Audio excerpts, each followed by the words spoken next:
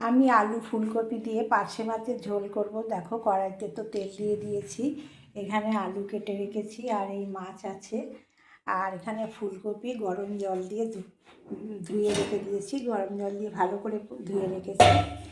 এই যে আমি মাছটা এবারে ছেড়ে দেবো।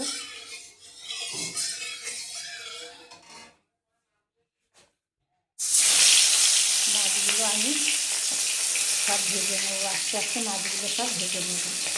দেখো বন্ধুরা, আমার মাছগুলো ভাজা হয়ে গেছে।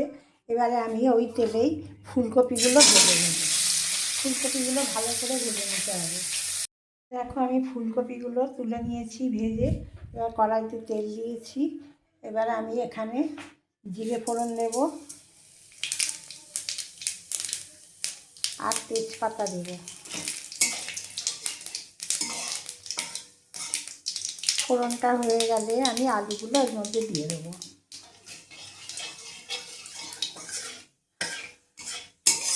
দেখো জিরেটা একটু না ভাজা হলে তো দেওয়া যায় না। আমার ফোড়নটা হয়ে গেছে, এবার আমি আলুগুলো দিয়ে দেবো।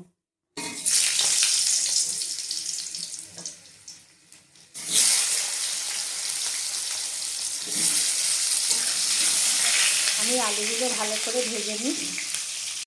দেখো বন্ধুরা, আমার আলুগুলো ভাজা হয়ে গেছে লাল লাল করে। আমি এবারে আদা আর কাঁচা লঙ্কাটা দিয়ে দিচ্ছি। লঙ্কা একটু বেশি করেই দিলাম, লঙ্কাগুলো ঝাল হয়ে গেছিল। আর আমাদের তো কাঁচা লঙ্কায় রান্না, আমরা তো জিরে লঙ্কা ইউজ করি না, শুকনো লঙ্কা খাই না। তাই আদাটা দিয়ে আগে আমি ভালো করে একটু ভেজে নেব, তারপরে জিরে গুঁড়ো দেবো। আদাটা দিয়ে আমি একটু কষিয়ে নিয়েছিলাম বন্ধুরা, তারপরে আমি এখানে জিরের গুঁড়ো আর হলুদ গুঁড়ো দিয়ে দিলাম, আর ওর মধ্যে একটুখানি জল দেবো, কারণ ওটা গুঁড়ো মশলা তো।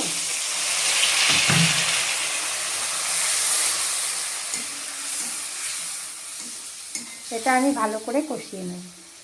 দেখো আমার মশলাটা কষানো হয়ে গেছে। এবার আমি একটু ঝোল করছি, ঝোলের জন্য তো জল দিতে হবে, তাই যে জলটা দিয়ে দিলাম।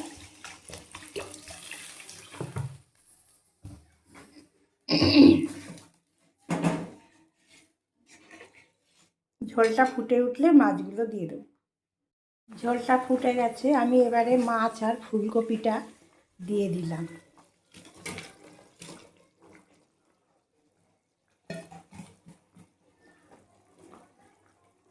দিয়ে দিলাম এটা।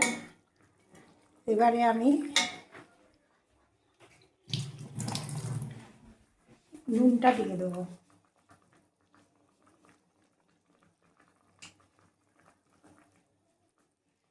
এবারে চাপা দিয়ে দেবো আমি।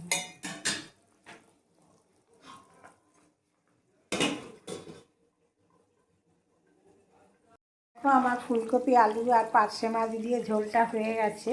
এবারে আমি একটু ধনেপাতা দিয়ে দেবো। ধনেপাতা ছাড়া বলো হয় শীতকালে, আর এতে একটু ধনেপাতা দিলে স্বাদও বেড়ে যায়। দিয়ে ধনেপাতা দিলাম, দিয়ে একটু নেড়ে নেব।